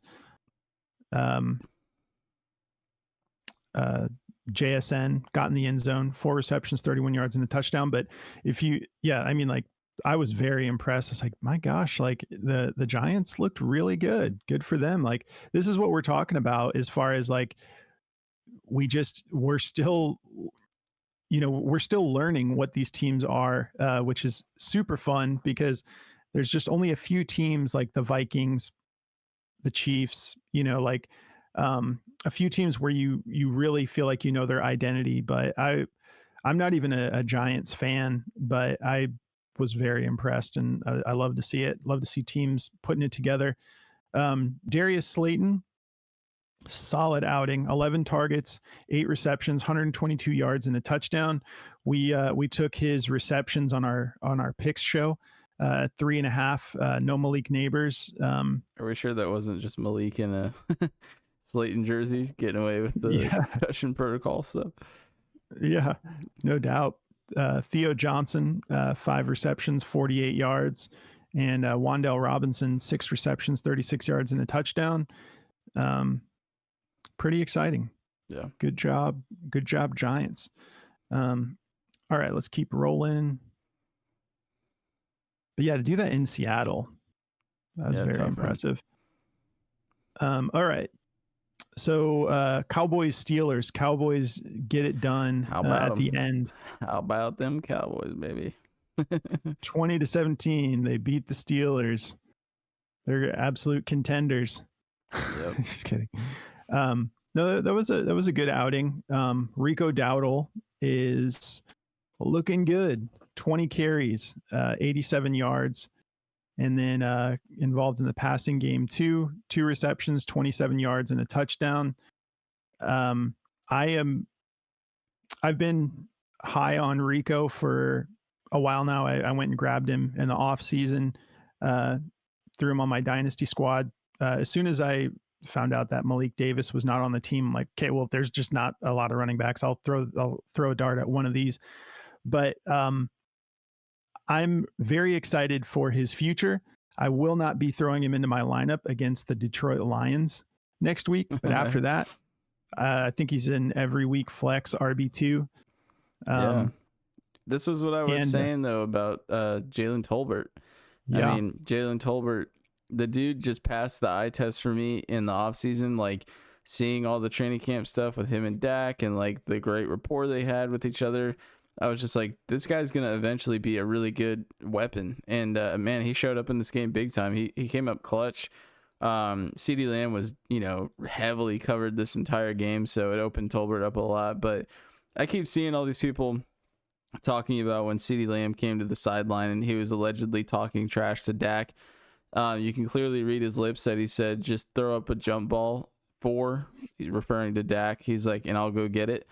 I don't think there was any. He's like, I got you. So it wasn't like coming up to him and the announcers were trying to play it like it was some beef going on. They're like, Dak just doesn't acknowledge it at all. Well, he just threw an interception, so obviously he's not very happy with himself. But the whole team was kind of rallying around Dak there, and that was an awesome game. That was a really, really fun game. Justin Fields and the Steelers, Justin Fields didn't throw for a whole bunch of yards, but he made all the right decisions, it seemed like. Najee Harris, typical game for him, 14 carries for 42 yards, 2 receptions for 35 yards. It's hard to plug in any Steelers receiver. I feel like George Pickens is still your best bet, but it kind of sucks having any one of those guys because he threw to 7 different guys and they all had 2 receptions, 3 receptions. So yeah. But yeah, bro, Jalen Tolbert looked really good. Yeah. Like, it's it. He's in a great situation if they can keep this rolling. He's definitely. I think that he's going to be the number 2 even when Cooks is back. Yeah. He's got to be, and it's like a great situation for Tolbert, kind of like Jordan Addison with the Vikings, like all that attention that Justin Jefferson gets. It's the same thing with CD Lamb. Yeah. So you got a wide receiver too who is going to be, and just like Devonta Smith and AJ Brown, like these wide receiver 2s on teams can be really great for you in fantasy when they've got a stud on the other side who's drawing so much attention, but they're very capable themselves. And he didn't do like a whole lot, but this Lupke guy for the Cowboys, this dude's fun, man. This big running back. I don't know if he's like a fullback. He's their fullback. Yeah, man. Like that dude, when he is a tank, bro. Yeah, like that guy is massive. Yeah, he's like athletic, and he gets he's just one of those archetypes that like when he's got the ball, like he's coming with so much momentum that like he could run into like 3 defenders and he's going to get another 4 or 5 yards just by like diving into them and toppling them all over. I mean, he's 6'2", 250 pounds. So the guy is a giant dude. Bro. That's a big guy. But yeah, Justin Fields looks like, I think this could work out for him in Pittsburgh long term. He looked really good. He's got a much better like passing form than I've ever given him credit for. Like I know he didn't have a huge game with passing, but that dude's got an arm. Like I guess I just never noticed it. I just thought of him as like, he's just so good on his feet. But you know what blew my mind is when Fields got hurt, they didn't even bring in Russ. They brought in the other kid. Well, Russ was ruled out that game. Oh, was he? Why is he in full uniform, dude? That's why it confused you, dude. I was like cracking up. I was like, Russ is in pads again in a game that he's out. And he even had his like eye stuff on. Yeah, dude. It's hilarious. And I kind of love it because it's just so hilarious to me. It's like something out of The Office. Yeah, for real. All right. And then our Monday night game, Saints versus Chiefs. This is looking good for Patrick Mahomes. I'm sorry, Travis Kelce managers. This played out great. Kelce heavily targeted, specifically in the first half, because they just ran the ball a lot in the second half. But Kelce, 9 receptions, 70 yards, and I believe like at least 8 of those were in the first half. It was just every play in the first half was either Kareem Hunt or Travis Kelce. And Kareem Hunt, 27 carries, 102 yards, and a touchdown, getting a little bit of passing action in there too. 1 reception for 15 yards. But yeah, man, I mean, like, as far as like, if you went and got Kareem Hunt, it's looking solid. I think he will be locked and loaded until Pacheco gets back. Carson Steele didn't get a whole lot of work, but when that dude starts running downhill, he's pretty explosive.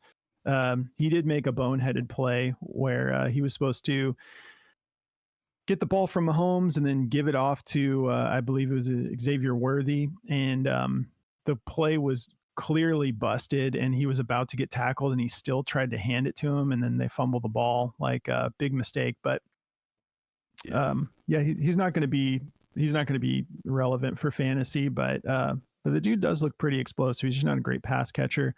Rashid Shaheed, huge. That touchdown was huge, man. 4 receptions, 86 yards, and a touchdown. When he got that separation, we took his fantasy score in the picks show. And as soon as I saw that ball in the air, I'm like, he's catching that. He's got the separation, and he's just one of those guys. Like, he's super gritty, very exciting.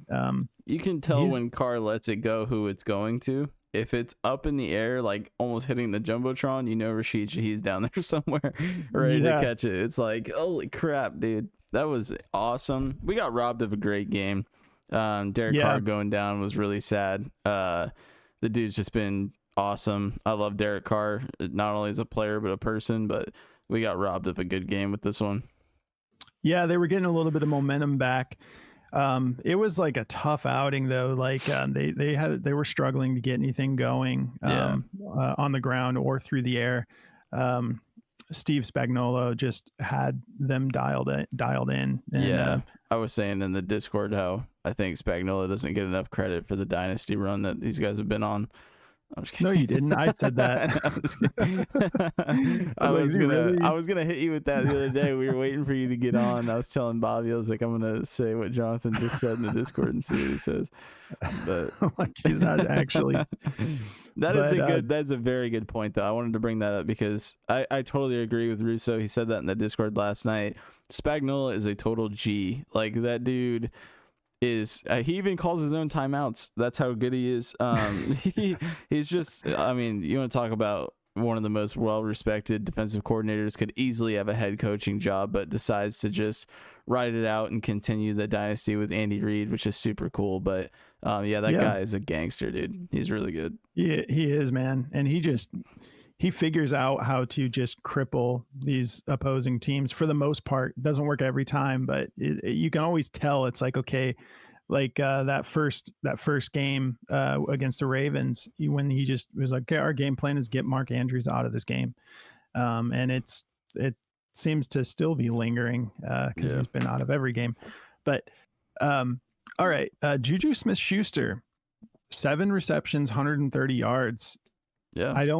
I mean, like, I think you got to kind of like maybe go get him a little bit because he looked solid. For waivers, I want to see how this goes.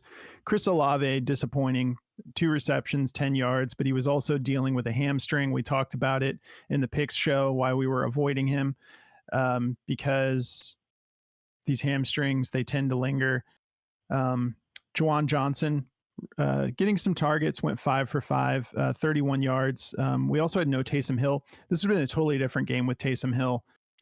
Just more for them to have to focus on. And he's way more crucial to the team than I think people realize. He's not just like there to vulture touchdowns from Alvin Kamara. He forces the defenses to like not really know what's going on. And so I think they were really missing him in this game. Agreed. Yeah, but Kelsey is locked and loaded. You're starting. I mean, you were starting him every week anyways, but I think that they've got to just have him cover in the middle of the field with no Rashee Rice.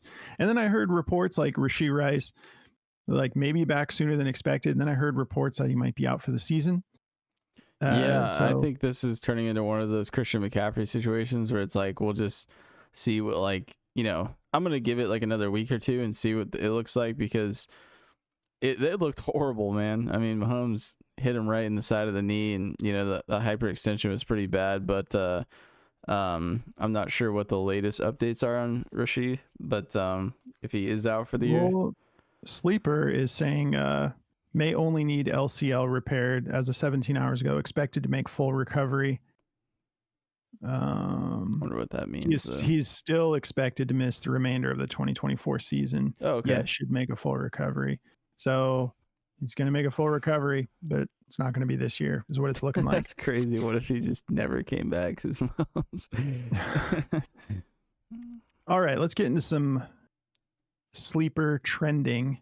Talk about waivers, and then we'll wrap this thing up. All right, sleeper trending. Let's talk waivers. Let's talk about what's trending on Sleeper, the best fantasy platform in the game. All right, well, very top of the board, Tank Bigsby, with good reason. Even without a significant injury to ETN, man, Tank Bigsby number 1, Jalen Tolbert number 2. This is I currently have it on my Dynasty League. Yep. So, man, it's almost like these are the 2 guys I've been hyping up for the last year and a half. Huh? You have not been hyping up Tank Bigsby. You've been sitting on him. I've heard you so many times. Like I tried to move. Yeah, everybody was. Well, yeah, but, I mean, dude, I was trying to move Tank Bigsby in a first for like Christian McCaffrey. Yeah. But I mean, now of course I wouldn't do that. But when he was just sitting on my taxi squad, I'm like, he's interesting. And I was trying to move the guy who has ETN. I was trying to move him to him. Glad I didn't do that. But yeah, I was trying to deal. You know me. I do like, I send out feelers. Wheeling and dealing. But I send out feelers that heavily favor me. Yeah. You just got to gauge how vulnerable your trade partner is. Yeah. So yeah, Tank Bigsby. We were talking about this even before we jumped on Sleeper. This is a fab dump situation if he's available, because you don't need a significant injury for his upside. Yeah. So for me, I'm going all in if he's available. Jalen Tolbert, yeah, solid. Like, I think that he's going to be putting up every week wide receiver 2 flex numbers for you. I'm not going to go fab dump for Jalen Tolbert personally, but if he's out there, you know, but they're like $24, $26 on.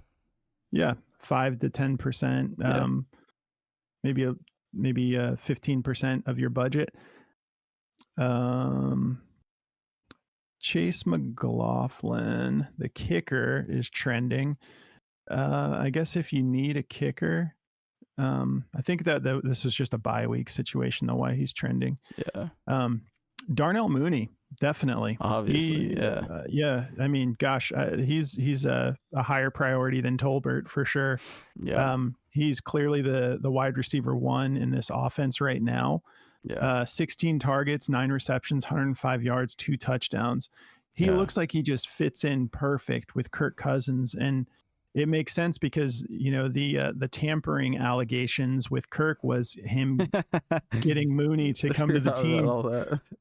Yeah, and so Mooney is an every week in your lineup, you know. God, he's so young too. If you're in Dynasty, you got to get him. 26 years old. My God. Yeah, solid, man. And he's so fast. Yeah. But he seems like he and Kirk have great chemistry. Like, they just seem like they're so on the same page. All right. Kirk Cousins, trending with good reason, had a monster game. 58 attempts. That's not going to happen every week, kids. But 42 completions, 509 yards, 4 touchdowns. And he was on my bench in our Discord league, unfortunately. Yeah. Don't pull the trigger on him too hard, because he does play Carolina next week. So they probably won't need him too much, hopefully.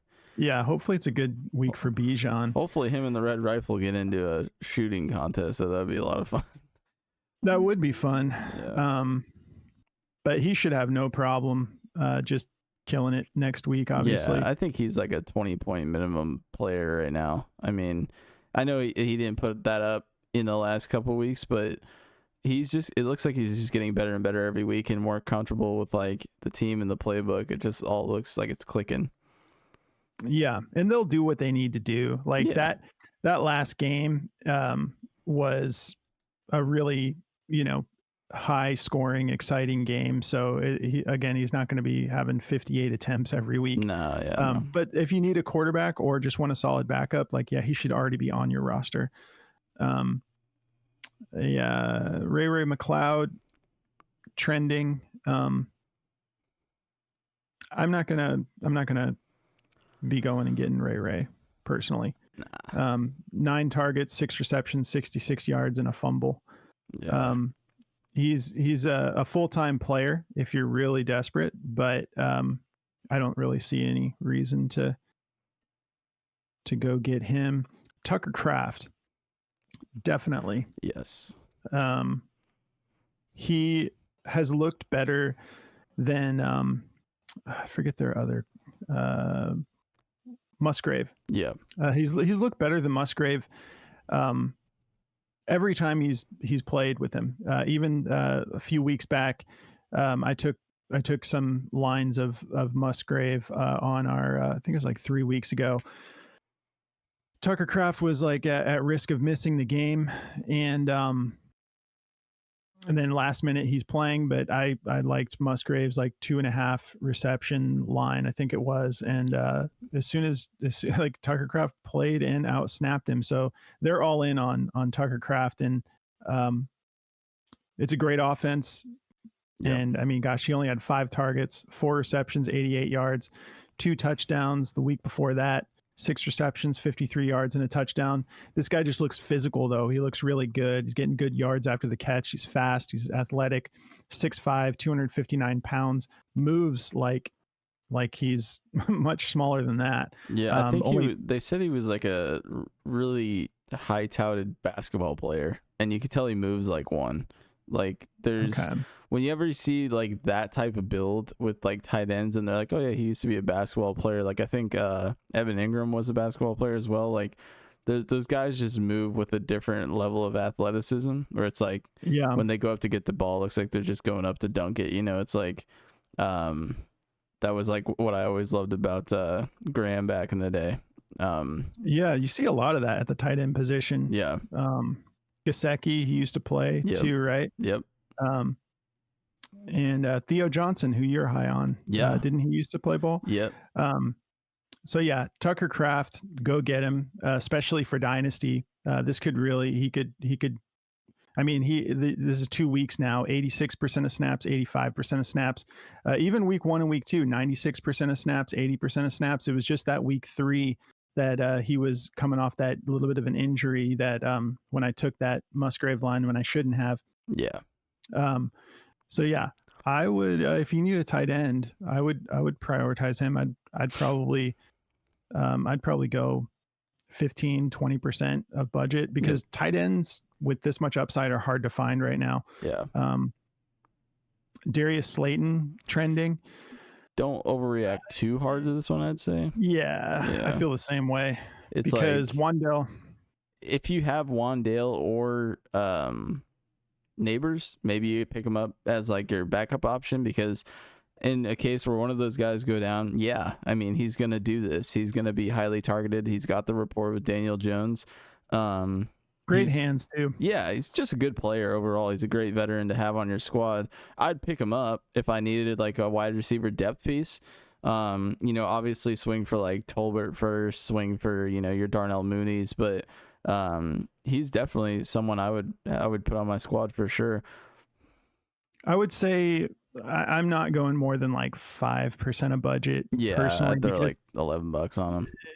Yeah, it's not only Malik Neighbors being out. Wandale Robinson almost missed that game, dealing with a heel injury. Yeah, I believe it was. So he wasn't at 100%. Slayton looked good, and that could lead to more for sure. Yeah.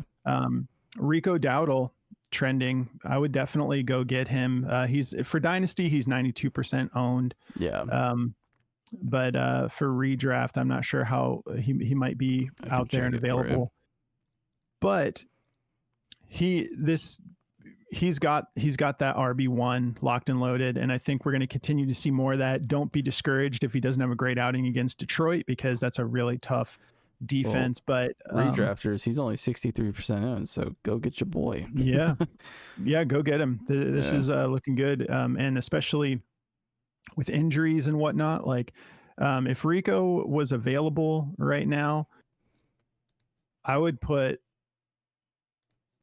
go up to like 25% of my budget to get him. 25-30%. Not taking him over Tank, that's for sure. But yeah, definitely things are looking good. Joe Flacco's trending 56% owned in Dynasty. Now here's the thing is we don't know how this is going to work out with Anthony Richardson. If something happened where it's like Anthony Richardson to miss remainder of season, I would definitely go get Flacco, but you can't overreact. You don't know how much he's going to start. If you are the Anthony Richardson owner, this is a great backup to have, because you're locked and loaded. As soon as if your guy misses any time, you've got a great, every week starter in Flacco. Yeah. 100%. Josh Downs. This is also a little bit tricky because he looks great with Flacco. Yep. But we don't know the situation. But yeah, he goes 12 targets, 9 receptions, 69 yards. And then last week against Pittsburgh, 9 targets, 8 receptions, 82 yards, and a touchdown. This dude's a stud. Yeah. He's a little 5'9", 171. Yeah, but if I have like a really beat up squad and I'm like 0-4, 1-4, whatever you guys are at this point, I would go pick up this stack and just start rolling it, because they're gonna give you something. And I think Josh Downs, he's past the point of touchdown or bust. Especially if you're full PPR, he's giving you a solid workload every week. So yeah, and again though, a lot of this depends on Anthony Richardson, who doesn't seem like he's at risk of missing long term right now. Yeah. Juju Smith-Schuster, I would prioritize him. He's got a bye week this week, but I mean, you just can't ignore an outing like that because we saw Travis Kelce having a good game, getting targets, getting receptions. We saw Kareem Hunt getting a heavy workload, 27 carries, and then you got Juju Smith-Schuster getting a bunch of targets too. He looked solid. In the real world, I'm probably going to swing for him. I don't want to say it online because Jordy's going to try to swing for him too. But that's what makes our waiver show tricky is like we're both going to be putting in waivers tonight. Oh, mine's already put in, buddy. See if you can outbid me. All right, I'll let you swing for him. Get another stud for you to put on your bench. I'm not swinging in Dynasty, but redraft, I'm dumping. I need help in redraft. All right. Yeah. There's a lot of good options this week for waiver wire at the wide receiver position because redraft, a lot of these guys are just sitting out there. Tolbert, Mooney. Mooney's probably going to be taken in a lot of these leagues, but let's see who else we got here.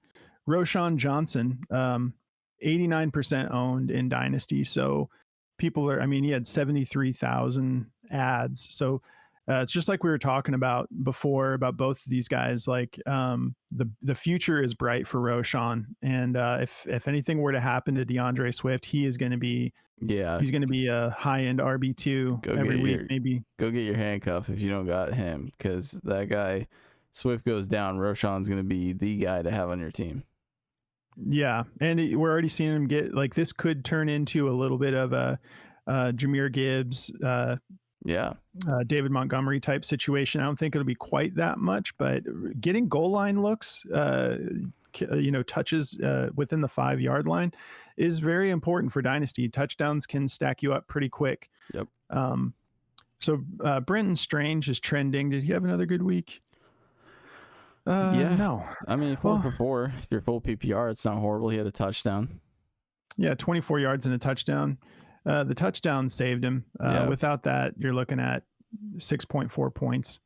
Ballin'. Yeah. So, but yeah, I mean, for Dynasty, like he's definitely the future looks good for him. But also, when is Evan Ingram coming back? Maybe next week. Yeah. So I'm not gonna really overreact to that. Tyrone Tracy. Yeah, 34% rostered. Go get him. Yep. That's someone you want on your roster. Like, he's only 86% owned in Dynasty too. What are we doing here, guys? Yeah. Like he should not be, he should be up in the 90s. Because I mean, this is what we were all waiting for with Tracy is just him getting an opportunity. And he passed the test with an A+, in his first opportunity. Kyle Pitts, he had a bounce back game, 8 targets, 7 receptions, 88 yards. He looked good too. Looked athletic. He didn't look as slow as he did in some of these other games. He's 100% rostered in Dynasty, so you can't go get him.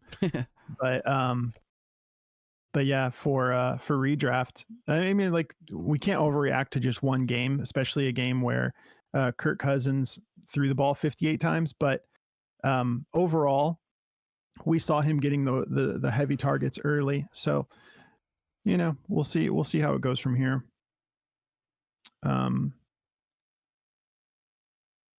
Let's see.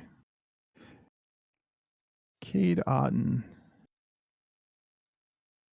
I think Cade Otton will continue to get better over the season. He's not like a fab dump. It's not like anything too exciting, but I believe in the talent. And so if you're desperate at tight end and you can't get one of these other studs, like, yeah, for sure, you can go. I especially for Dynasty, I think that he's pretty solid over time. The rest of these guys are pretty owned. Yeah, I mean, like Jordan Whittington, He's on a bye week. We'll see how long before Cooper Kupp gets back. But as soon as Cooper Kupp is back, like Whittington will get a little bit of work here and there. But if we get to a situation where Puka and Cooper Kupp are back, Jordan Whittington's not going to be of any relevance. Alec Pierce, like touchdown or bust, honestly. This was a crazy outing. He has these games, though. I mean, if you're really desperate and you want to take a yellow shot in the dark, Alec Pierce is definitely your guy. Great flex option. Yeah. Like 3 targets, 3 receptions for 134 yards and a touchdown. Week 1, 3 targets, 3 receptions, 125 yards and a touchdown. Those are the Alec Pierce games. Like, that is what this guy is. He is a deep threat, deep ball specialist. I mean, the guy is like, that's just what he is. He's amazing at, 60-yard bombs, and he's gonna haul it in over his shoulder. That's what you expect from him. So if this guy ever figures out how to become like a target machine, he's going to be a really good player. So maybe Dynasty stash him. But yeah. Yeah, for sure. He should definitely be rostered in Dynasty. And the thing is like, this could get even better. Like this could become a little bit more consistent, So far we've got 3 out of 5 weeks, 24.5 full PPR, 16.6 and 25.4. So, I mean, like more than 50% of the time he's been hitting. So he's got 3 touchdowns. So I like it. It is definitely boom or bust, but that's the type of boom or bust you want to go get. Yeah.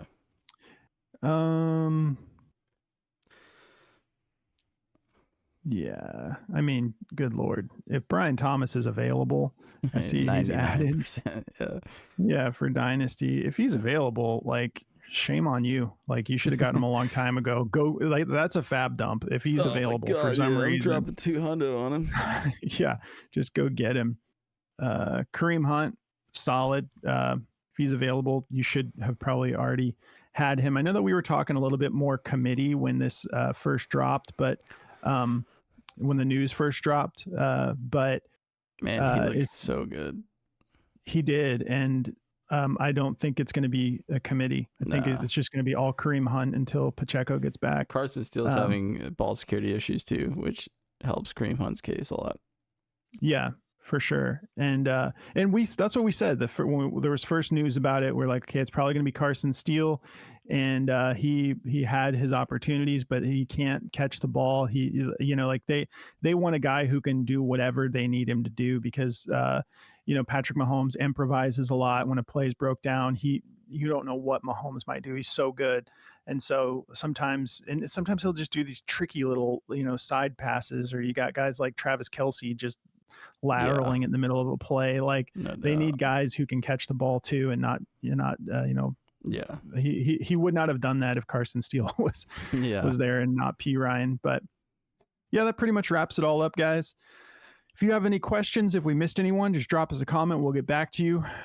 Long episode today. We really wanted to get into it today, so I apologize if this was too long for you. Let's go, baby. Whoa, geez, I hope you can trim that down a little bit, but yeah, guys, we appreciate you tuning in. Again, any questions, drop them in the comments. We'll get back to you. Don't forget to subscribe. We will be dropping our picks video tomorrow for the Thursday night football game. And give us a like if you enjoy the content, and we'll catch you in the next video. Good luck, guys. Thanks for watching this episode of the Backdoor Fantasy Sports Podcast. Don't forget to like, subscribe, and drop us a comment. You can also find us on all platforms at BackdoorFS.